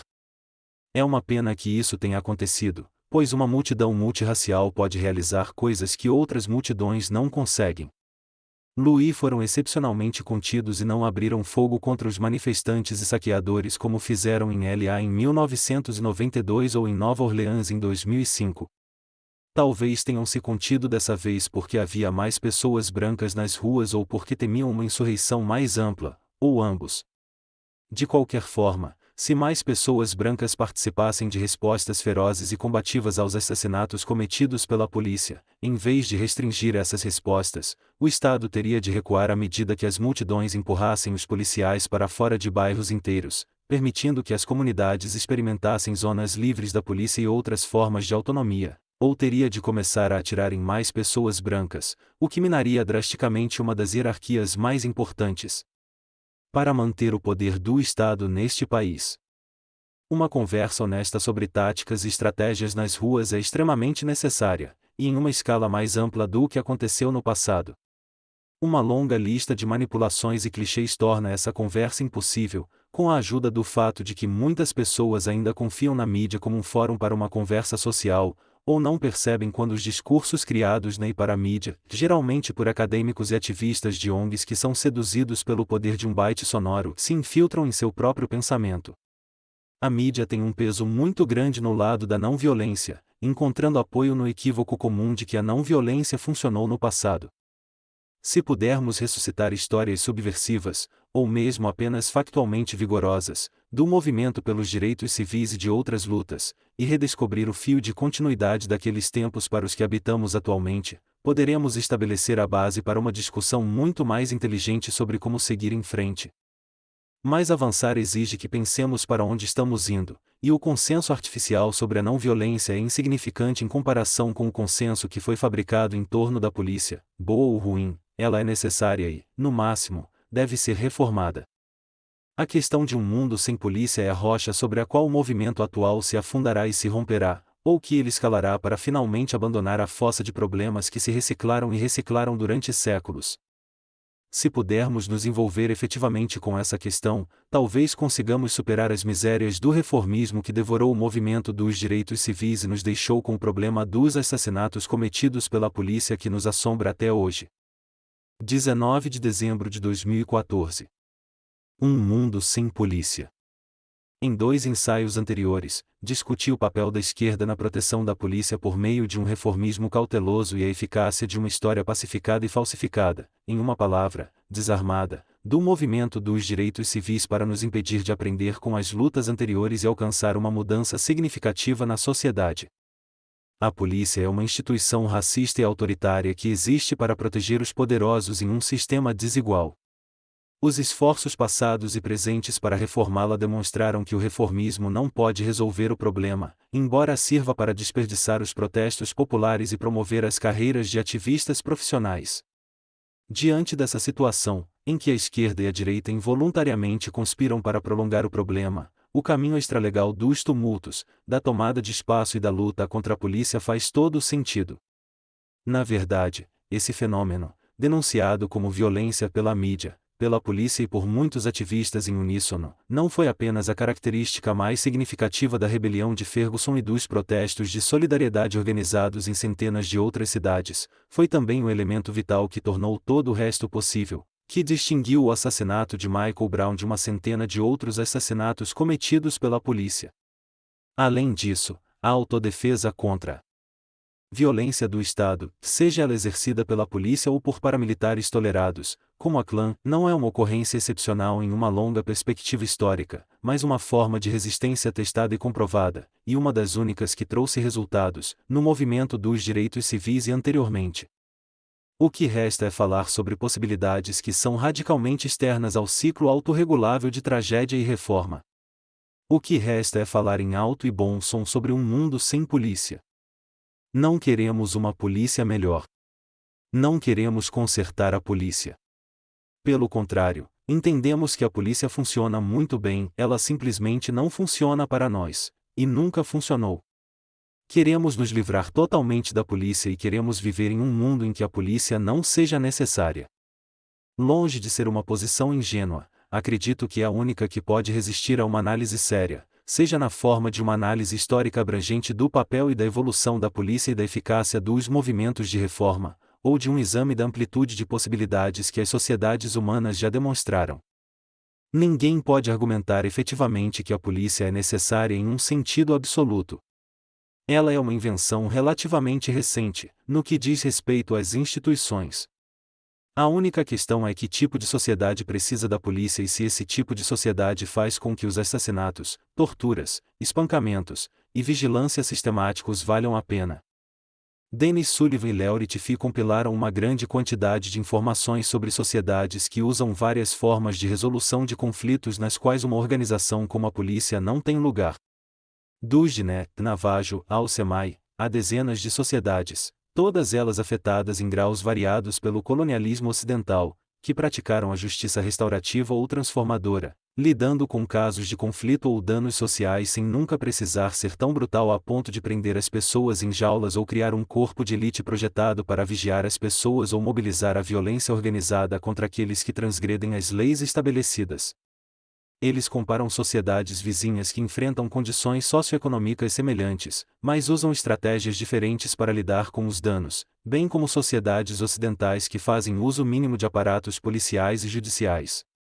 Um padrão que se torna imediatamente evidente é que a polícia e as prisões só são necessárias em sociedades que se baseiam na exploração e na desigualdade. A polícia não é um instrumento adequado para proteger uma sociedade, pelo contrário, é um instrumento adequado para proteger uma elite, uma classe parasitária da sociedade. Qualquer sociedade com uma prática mínima de cooperação e solidariedade pode se proteger de indivíduos que prejudicariam outros. Uma força hierárquica e militarizada, como a polícia, ou uma instituição como a prisão, projetada para remover o conflito e a transgressão da esfera social, só faz sentido quando há uma classe social parasitária que existe em antagonismo com o restante da sociedade e precisa administrar as normas sociais de certo e errado e monopolizar a força violenta para preservar seu poder. Essa classe também precisa de um mecanismo de justiça, como tribunais e um órgão legislativo, para formalizar sua concepção de certo e errado, e um mecanismo de propaganda, seja uma religião estatal ou a mídia de massa, para garantir que a maioria explorada se identifique com seus mestres e reproduza as normas da elite. Quando uma pessoa normal se manifesta contra atirar pedras na polícia ou destruir empresas, ela está expressando valores que se originam no topo da pirâmide social. É claro que isso se torna mais complicado quando você percebe que os interesses são sempre subjetivos, e as pessoas muitas vezes se identificam mais com uma comunidade maior, por mais fictícia que seja, do que com o fato de terem comida para comer ou um teto para se proteger. No final das contas, todos, desde o CEO até o âncora do noticiário, o motorista de táxi ou o dono de casa com ideias convencionais, participam da reprodução do mesmo sistema, e provavelmente todos acreditam sinceramente nas posições que defendem, mas alguns claramente têm mais influência do que outros e podem ser identificados como criadores de determinados aspectos do sistema atual. Portanto, não estamos falando em nome das massas quando afirmamos que a polícia e as prisões existem para controlá-las, mas também não devemos nos esquivar de defender uma posição radical só porque ela será impopular. Precisamos ter fé de que um grande número de pessoas poderá vir a apoiar posições radicais com relação à polícia. Muitas pessoas já apoiam partes dessas posições intuitivamente ou implicitamente, e a razão pela qual mais pessoas não o fazem, pelo menos não expressamente, é que poucas pessoas atualmente ousam declarar a polícia como um inimigo intratável da liberdade ou defender abertamente um mundo sem polícia. No momento atual, a última coisa de que precisamos é que mais pessoas adotem sugestões mornas e sem sentido para reformas que são completamente insustentáveis e irrealistas. Mas, enquanto as propostas de reformas insignificantes forem levadas a sério, é isso que teremos. Não podemos nos livrar da brutalidade policial sem nos livrarmos da polícia, e não podemos nos livrar da polícia sem nos livrarmos de todo um sistema baseado em exploração, opressão e hierarquia. Não existe uma solução fácil para esse problema, e ficar discutindo sobre isso apenas perpetua o problema. Colocar em primeiro plano mudanças difíceis e de longo alcance não significa, entretanto, fixar um olhar abstrato em um futuro pré-projetado e nos cegar para os problemas imediatos. Pelo contrário, precisamos nos concentrar em como lutamos agora por um mundo melhor, e parte disso significa evitar formas de ação que tornam as mudanças reais ainda mais improváveis. Como argumentei na parte 2, a maior parte do que foi conquistado no movimento pelos direitos civis em termos de mudanças de curto prazo foi alcançada quando as pessoas se armaram, tomaram as ruas e revidaram sem se preocupar com os tabus da classe dominante contra a violência da classe baixa. Se lutarmos pela transformação social total sem propor reformas ingênuas, os detentores do poder tropeçarão em si mesmos tentando nos comprar com soluções rápidas e oportunidades de participar do sistema. De fato, foi assim que a maioria dos movimentos sociais da história fracassou. Quaisquer melhorias que tenham sido conquistadas foram, na verdade, obtidas por aqueles que lutaram por posições radicais, usando métodos intransigentes e táticas agressivas, embora as vitórias tenham sido reivindicadas pelos reformadores, que tendem a ser uma combinação de membros dissidentes das estruturas dominantes, oportunistas que subir na escala social e pessoas sinceras que foram enganadas por um discurso de pragmatismo. Seus próprios métodos são muito calmos para agitar as coisas e forçar uma mudança. Na verdade, sua timidez demonstra a autoridade que eles são, em última análise, uma oposição leal que não merece repressão. Eles precisam seguir os passos dos radicais para estarem em posição quando os governantes perceberem que alguma mudança é necessária para evitar uma revolução de fato. A razão pela qual esses movimentos sempre param depois de uma reforma incompleta, e que os setores mais ineficazes desses movimentos tendem a receber o crédito, é que os reformadores tendem a jogar os radicais debaixo do ônibus, ajudando o Estado a eliminá-los em troca de acesso ao poder em sua configuração recém-reformada. Afinal de contas, quem melhor para discernir qual reforma enganará melhor as pessoas que estão na base do que alguém que recentemente saiu da base? Mencionei anteriormente que um aparato policial não pode existir sem uma sociedade hierárquica, um sistema prisional, um sistema de justiça e algum tipo de indústria cultural, seja ela religiosa ou midiática. Todas essas instituições defendem uma estrutura dominante contra os conflitos gerados por sua posição antagônica em relação à sociedade. No entanto, as democracias modernas vão um passo além. Se o conflito com a sociedade é inevitável, por que não gerenciá-lo em vez de tentar suprimi-lo? Em Ferguson, os administradores do conflito social foram, em grande parte, os ativistas que pregaram a não violência e denunciaram os desordeiros, conforme mencionei na parte I. Mas há um tipo importante de administração que deixei de mencionar. Aqueles que criticam a mídia de massa podem ter dificuldade em explicar a posição simpática que a Time Magazine ou a Rolling Stone ocasionalmente assumiram em relação aos manifestantes. É claro que alguns artigos dificilmente compensam milhares de colunas sindicalizadas que se referem objetivamente aos desordeiros como algum tipo de parasita patológico, apresentadores de rádio que chamam os saqueadores de idiotas e coisas piores, anúncios de TV que espalham o medo sobre hordas selvagens de demônios e agitadores externos, maratonas de dias inteiros da NPR incentivando o protesto pacífico e assim por diante. Mesmo assim, o fenômeno é curioso e significativo. No caso da Rolling Stone, poderíamos supor que esse velho jornal do establishment está com medo de todo o terreno que perdeu no nicho de notícias picantes para novatos dinâmicos como a Vice. No entanto, a explicação seria insuficiente. O comportamento aparentemente subversivo de alguns poucos casos isolados não é sem precedentes. Na recente insurreição na Grécia, grande parte da mídia expressou simpatia pelos manifestantes, embora de uma forma muito padronizada.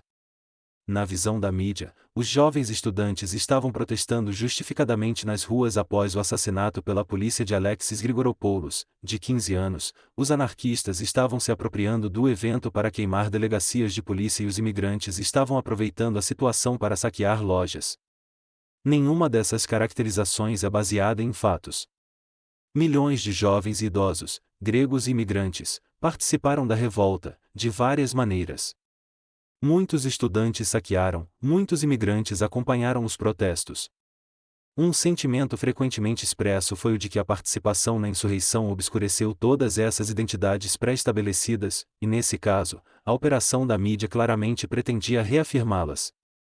Com todos os três assuntos, a caricatura da mídia refere-se a uma figura pré-fabricada com a qual toda a população já estava familiarizada: o estudante socialmente preocupado, o anarquista piromaníaco, o imigrante criminoso, que só existia na tela brilhante, porque foi a própria mídia que a criou.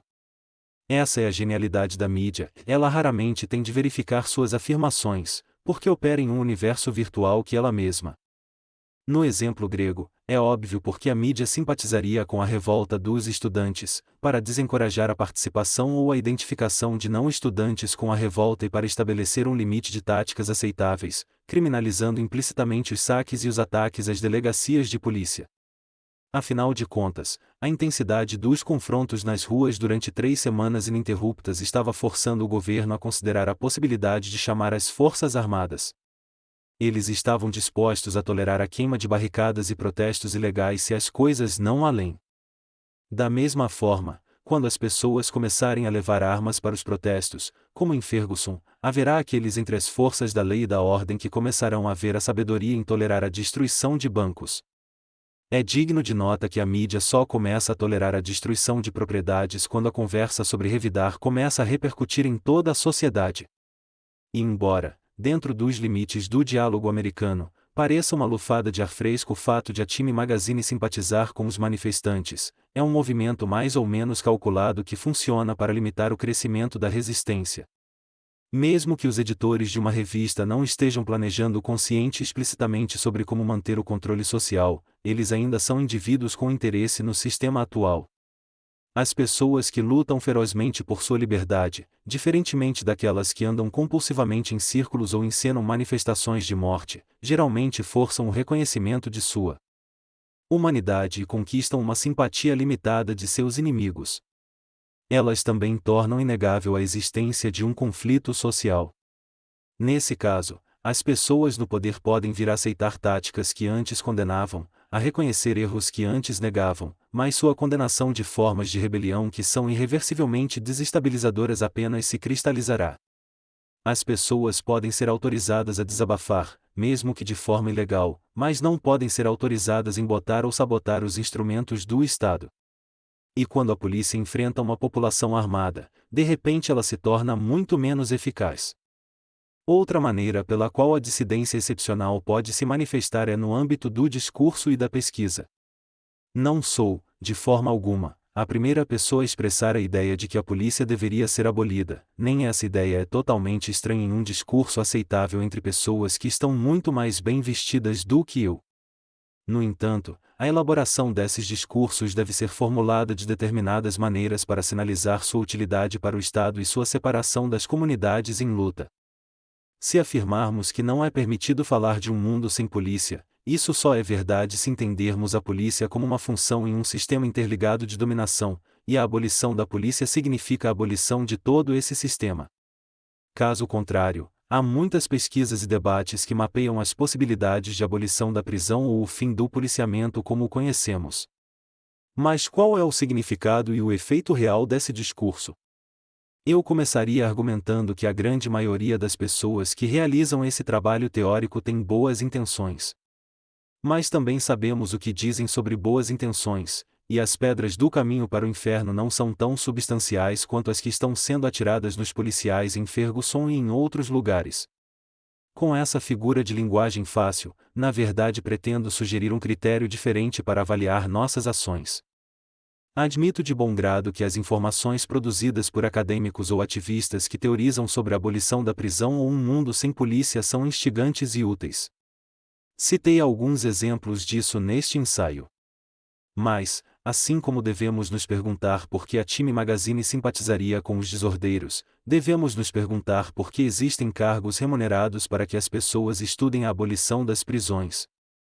Ou o capitalismo não é uma totalidade, ou as prisões e a polícia não são parte integrante do poder, ou o poder se beneficia de alguma forma ao estudar sua própria abolição. Acredito que a resposta esteja entre a segunda e a terceira possibilidades. Mesmo que a abolição das prisões não seja um futuro provável, do ponto de vista atual, o capitalismo democrático aumenta suas chances de sobrevivência ao explorar planos de contingência para casos extremos e ao dar oportunidades de emprego aos oponentes. A vantagem é maior se as prisões ou a polícia puderem ser transformadas discursivamente de um elemento integral de todo um sistema em um apêndice específico que pode ser descartado ou modificado. E há poucos métodos de discurso mais adequados para realizar essa transformação do que o acadêmico, que favorece a especificidade e análise das partes em detrimento do todo, e o ativista, que tende a mensagem sobre um único assunto que favorece o míope em detrimento do radical. Alguém na academia ou no mundo do ativismo profissional pode estudar a polícia por todos os motivos corretos, mantendo pessoalmente uma análise global do papel integral da polícia dentro de um todo maior, mas as fórmulas institucionais de solicitação de bolsas, publicação de artigos e reivindicação de melhorias concretas modulam a atividade desses indivíduos para favorecer uma visão de mundo fragmentada e direcionar o discurso para outros detentores de poder. Pode parecer um lugar comum, mas acredito que a experiência de luta isso não se pode abolir aquilo com que se dialoga. A autoridade estatal, acima de tudo, próspera ao estar presente em todas as conversas sociais. Uma conversa com empregadores, legisladores, autores de subsídios ou especialistas sobre a abolição da polícia pressupõe necessariamente a substituição de uma forma de policiamento por outra. A prisão moderna nasceu com a abolição do cadafalso. O policiamento comunitário foi um mecanismo de sobrevivência após as derrotas e a impopularidade da polícia causadas pelas lutas dos anos 60. O perigo é real. Mesmo sem uma reforma de longo alcance que permita que os poderosos regenerem seus métodos de acumulação de poder, os discursos radicais nos canais profissionais apresentam outros problemas. Um deles, que já mencionei, pode ser considerado como desvio de direção. Vamos imaginar uma organização que se concentra na abolição de prisões. Seus funcionários são ativistas sinceros e dedicados, alguns deles veteranos comprovados de lutas anteriores. Quase todos têm formação universitária e alguns podem ser acadêmicos, caso contrário, eles mantêm contato próximo com os especialistas que produzem fatos que facilitam a argumentação em favor da abolição da prisão em círculos educados. Eles produzem muitos materiais valiosos que podem ser úteis para apoiar os prisioneiros ou mudar a opinião das pessoas sobre o sistema prisional, e podem até ter um projeto piloto em alguns quarteirões de um bairro específico, destinado a diminuir a dependência do complexo industrial prisional. Consideradas individualmente, todas essas coisas são ótimas. Precisamos de mais pessoas que estejam falando sobre um mundo sem prisões. Mas as ideias que essa organização hipotética dissemina, como elas direcionam a atenção das pessoas, especialmente em um momento de rebelião social. Quando uma organização desse tipo, com equipe paga, status de organização sem fins lucrativos, crédito, mas também com regras para cumprir e contas para pagar, proclama que precisamos abolir a polícia e as prisões, qual é a implicação prática? Portanto, essa organização deve receber mais subsídios e essa lei não deve ser aprovada ou, portanto, essas pessoas que pegaram em armas contra a polícia merecem nosso apoio?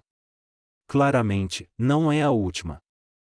Uma abordagem profissional para lidar com os problemas sociais destacados por Ferguson raramente faz com que as energias e atenções das pessoas voltem para as ruas, onde a verdadeira mudança é criada. É verdade que, na maioria das vezes, não temos algo como Ferguson acontecendo, portanto, um método paciente e gradualista parece fazer sentido. No entanto, o conservadorismo da abordagem profissional muitas vezes leva os ativistas a desempenharem um papel pacificador quando surge um momento de luta intensa, como testemunhamos abundantemente em agosto deste ano e novamente em novembro. Em todo o país, mesmo quando se abstiveram de denunciar os desordeiros, as organizações ativistas convocaram vigílias e manifestações, quando ficou claro que o tempo para meras palavras havia passado. Direta ou indiretamente, essas mobilizações permitiram que um eleitorado de classe média monopolizasse a resposta social e evitasse tumultos, em um momento em que um número sem precedentes de pessoas estava pronto para revidar. Além disso, as suposições estão todas erradas. Ferguson é excepcional apenas em sua extensão, não em seu espírito. Não há um mês sequer em que alguém não atire de volta na polícia nos Estados Unidos. Na maioria das vezes, porém, trata-se de um atirador solitário, que muitas vezes se suicida ou morre no ato, e a mídia sempre publica detalhes desagradáveis sobre suas vidas pessoais, verdadeiros ou inventados. Eles também retratam os policiais como heróis, independentemente do tipo de pessoa que eles realmente eram, e nunca cogitam a possibilidade de que os atiradores tenham sido justificados, como sempre fazem quando são policiais que matam. Na verdade, essa é uma descrição muito caridosa. Muitos meios de comunicação afirmam desde o início que o assassinato foi justificado, não permitindo sequer um debate. O recente assassinato de 2 policiais em Nova York se encaixa perfeitamente no padrão, mas casos anteriores como o de Christopher Monfort em Seattle, Eric Frey na Pensilvânia ou Christopher Dorner em Los Angeles também se aplicam. Nada disso deveria ser surpreendente. Há uma certa esquizofrenia em uma sociedade que glorifica a polícia e suprime ou distorce qualquer conversa honesta sobre o que as pessoas realmente vivenciam nas mãos da polícia e que tipo de contramedidas são adequadas ou justificadas. Se um grande número de pessoas alienadas se sentir completamente sozinho em sua brutalização e desumanização pela polícia, a resistência coletiva se torna impossível. As únicas pessoas que expressarão uma negação ativa da polícia serão os indivíduos que atingirem um certo limite e, em seguida, se descontrolarem. Pela própria natureza do problema, eles não serão os estáveis, especialmente se a saúde mental for definida como uma capacidade infinita de acomodar a miséria. Em Ferguson, manifestantes picharam o QT com a frase "Free Kevin Johnson, libertem Kevin Johnson", referindo-se a um homem negro de um subúrbio de Saint Louis que está no corredor da morte desde 2008. Johnson matou a tiros um policial infame que se recusou a ajudar seu irmão mais novo quando ele estava morrendo de um problema cardíaco. Há uma conexão direta entre o que é retratado como explosões isoladas de violência sem sentido e as rebeliões em massa que forçam a sociedade a pelo menos parar e prestar atenção. No entanto, não vejo os profissionais fazendo essa conexão. Normalmente, eles ficam em silêncio ou ajudam a patologizar os lobos solitários. A tragédia é que esses incidentes só são isolados enquanto as pessoas no poder e as pessoas nos movimentos sociais continuarem a isolá-los ativamente. Reconhecer a legitimidade básica desses atos não significa glorificar os atiradores como heróis. Há algo de triste em qualquer morte, não importa quem seja vítima, e estamos em uma situação difícil quando os únicos meios de resistência disponíveis que as pessoas acham que têm são diretamente suicidas. A questão é que há uma conexão direta entre a brutalidade sistemática da polícia e a aparência das pessoas que revidam. Negar isso apenas mantém a condição esquizofrênica que nos força a patologizar uma resposta humana sensata ao abuso sistemático, preserva a nossa lealdade psicológica a um sistema que nos trata como alimento e impede o desenvolvimento de medidas coletivas. Houve tentativas nos Estados Unidos de desenvolver e disseminar métodos de resistência à polícia que sejam coletivos, que não aceitem concessões e que sejam menos perigosos, menos suicidas do que o método dos atiradores solitários. O mais conhecido é provavelmente o Black Bloc. E, embora seja claramente uma ferramenta imperfeita, o Black Bloc geralmente é denunciado por pessoas que não fazem nenhuma tentativa de propor alternativas. Na terra das ONGs, o tropo que tem circulado é que o Black Bloc é o domínio de jovens brancos. Não importa que haja muitos depoimentos de mulheres, pessoas queer e trans tentando combater essa mentira, que com grande risco pessoal, já que isso exige falar sobre o envolvimento pessoal em uma atividade legal, não importa que os anarquistas americanos tenham aprendido sobre a tática não apenas na Europa, mas também na América Latina, onde ela é amplamente popular. As denúncias não podem ser levadas a sério como críticas, pois não se baseiam em retratos realistas do Black Bloc, são formuladas para silenciar em vez de engajar, e não propõem nenhuma alternativa para tomar o espaço ou lutar coletivamente contra a polícia. A extensão em que esse tropo circulou pela mídia corporativa revela o quão libertário é o pensamento por trás dele. Mas o Black Bloc é apenas uma possibilidade entre muitas, e embora ajude os manifestantes a se protegerem em confrontos turbulentos nas ruas, não sugere à maioria das pessoas a visão de um outro mundo. Falar sobre um mundo sem polícia no aqui e agora, sem abrir caminho para nossa própria cooptação, é uma grande tarefa a ser cumprida. Felizmente, a conversa já está em andamento.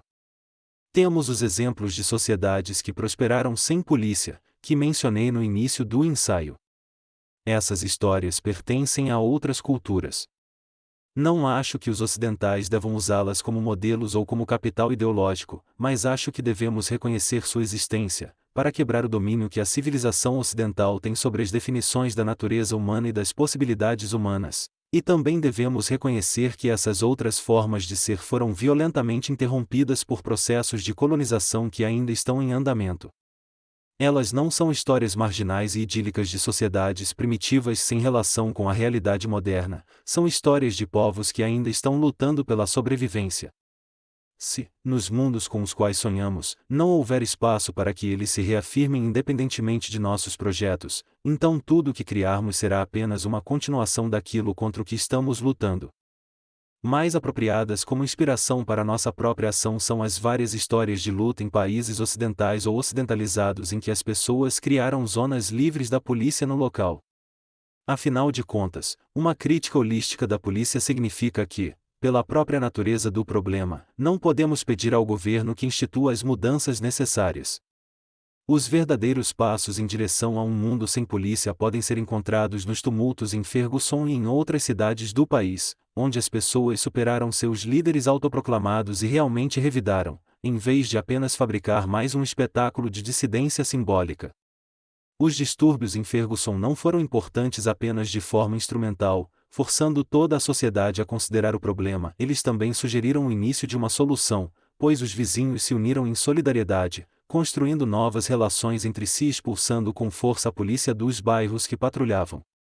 Cristiania é um bairro autônomo de Copenhague que tem sido ocupado desde 1971. A área, com quase 1.000 habitantes, se organiza em assembleias, mantém sua própria economia e infraestrutura, limpa seu lixo, produz bicicletas e outros itens em oficinas coletivas e administra vários espaços comunitários.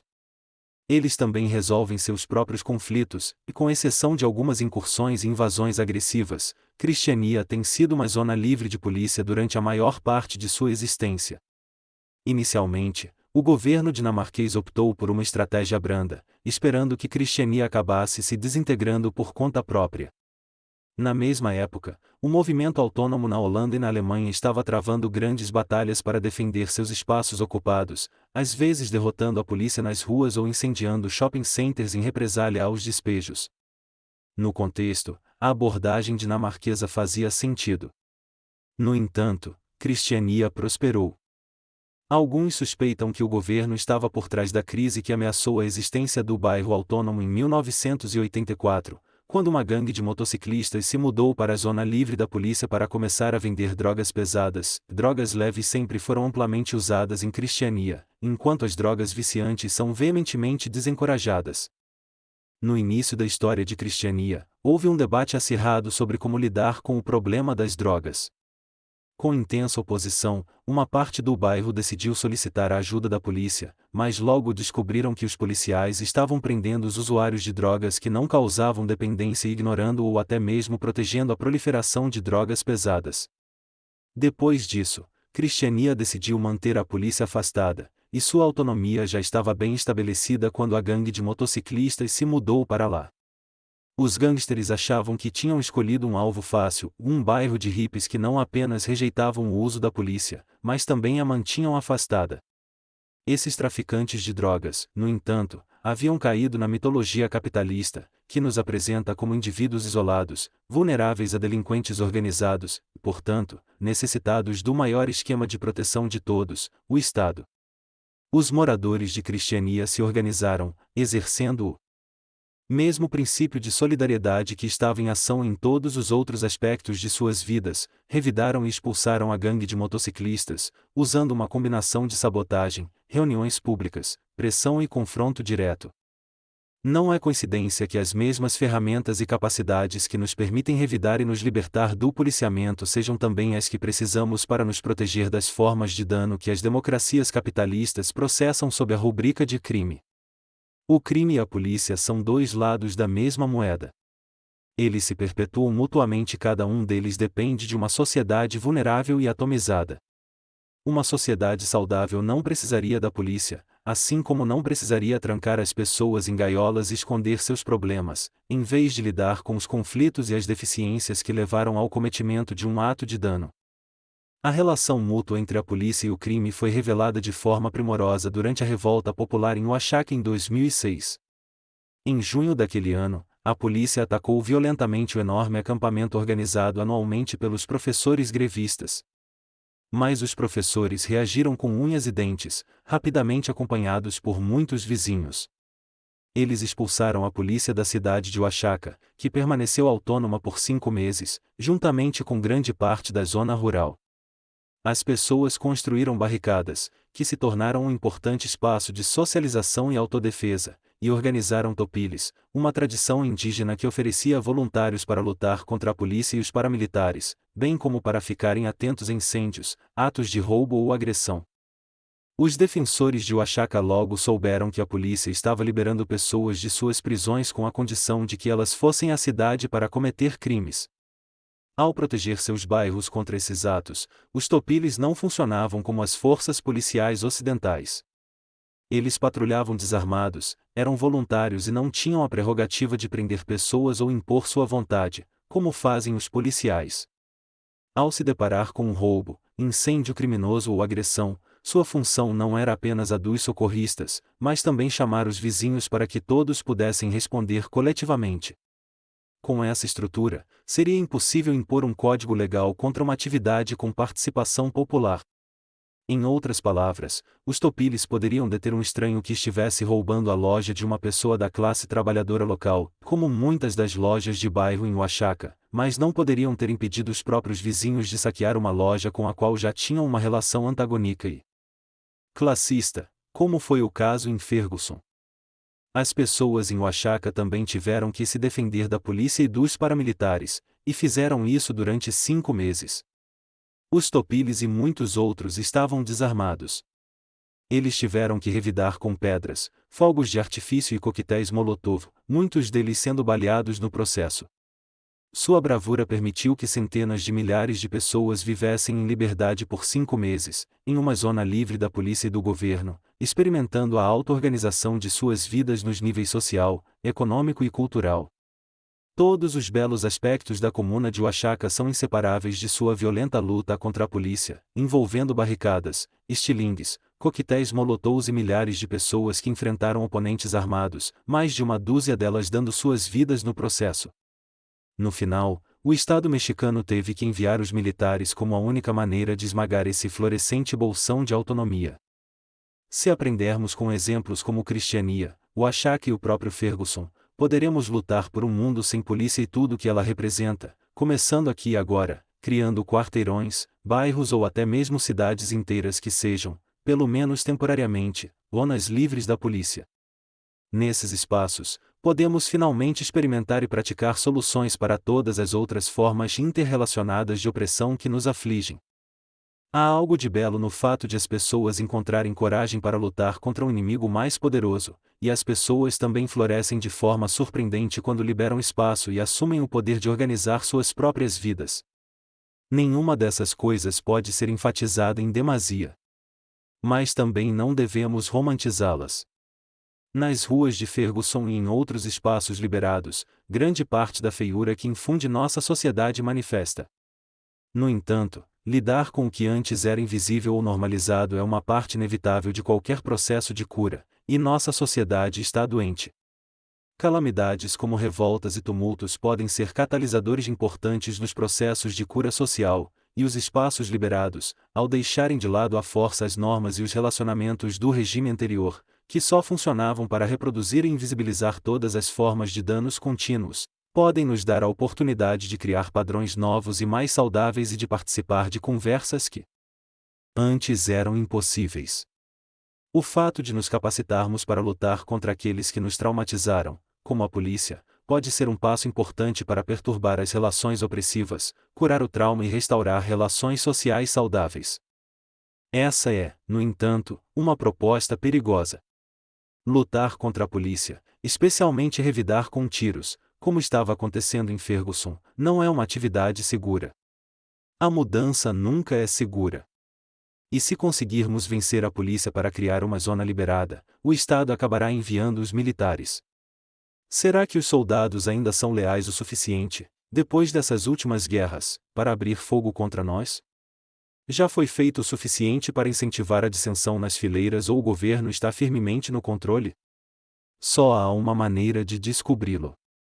É compreensível que muitas pessoas não queiram enfrentar os riscos extremos envolvidos na eliminação das opressões que dominam nossa sociedade. Não há nada de errado em ter medo, desde que você tenha a coragem de admitir isso. Algumas pessoas, no entanto, prestam um grande desserviço ao turvar as águas com propostas míopes que não têm esperança de fazer uma diferença real. Nas ruas, precisamos aprender a ocupar o espaço, garantir que aqueles que revidam nunca fiquem isolados, possibilitar respostas coletivas para que ninguém tenha que reagir de forma individual e suicida novamente construir uma luta que tenha espaço para jovens e idosos, para os pacíficos e os belicosos, para aqueles que sabem lutar e para aqueles que sabem se curar. Será um longo processo e, enquanto isso, há uma grande necessidade de falar em alto e bom som sobre um mundo sem polícia, para que todos saibam que há outro caminho, além das falsas alternativas de obediência ou reforma ineficaz.